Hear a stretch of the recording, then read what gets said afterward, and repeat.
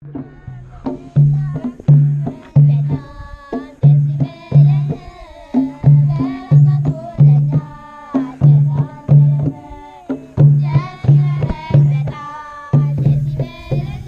is a story that Jesus Christ himself joined the Mahabera, but the people there did not know him. This was because Jesus came to the Mahabera disguised as a poor man.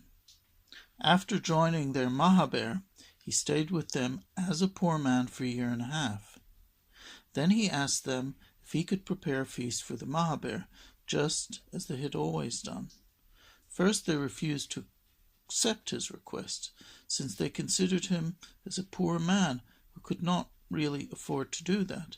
Finally, they allowed him to prepare the feast and decided the feast to be prepared on the 29th of January. Amongst the congregants was a person called Tsadqan. This person was the chief of the Mahabera, and he hated poor people.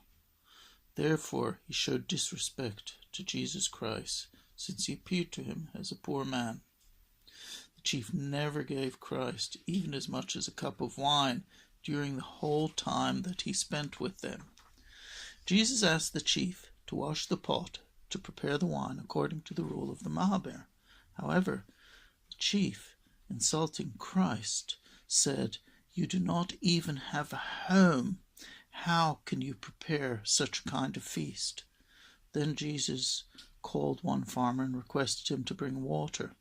The farmer started moving to fetch, but Jesus threw his stick in front of the farmer, which then stuck and lodged itself in the ground.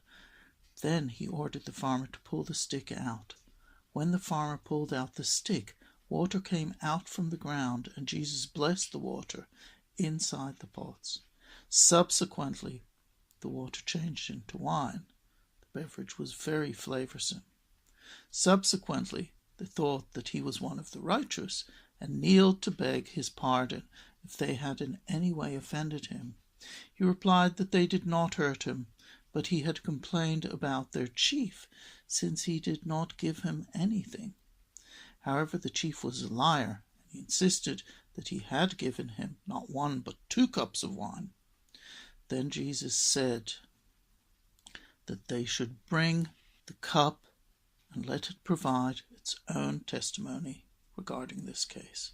Then the chief brought a fractured cup and said, "He used to drink from this cup." Then the cup got very long, as it is drawn in the book, and it said, "My testimony is real.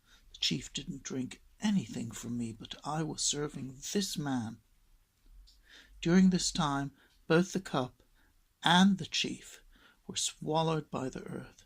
Then the rest of the congregation knew that the person was indeed Jesus Christ. Finally, they begged him for mercy, and then he made a covenant with them.